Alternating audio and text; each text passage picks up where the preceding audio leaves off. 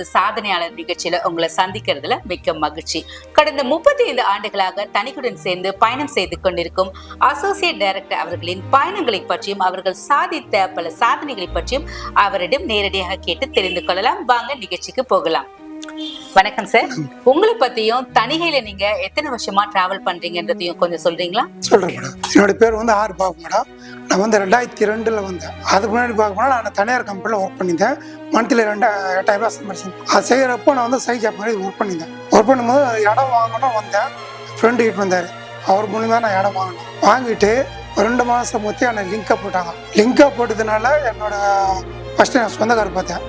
அவன் மூலியமாக ஒரு செயல் எடுத்தேன்.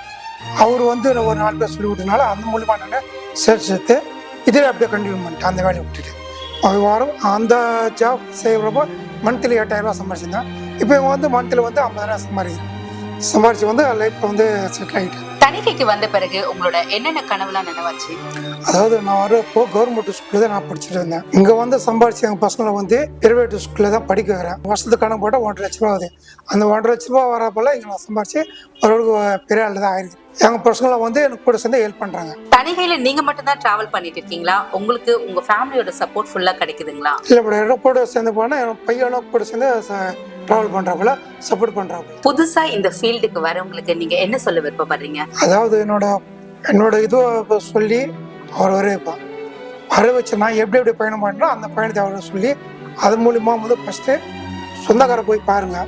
அவன் மூலியமா வரத வச்சு ஒரு 4 பேர் சொல்லுவாங்க. அது மூலமா செயல் அடைவேன். அவங்க முடிச்சதுக்கு அப்புறம் ஃப்ரெண்ட்ஸுங்க பார்க்கலாம்.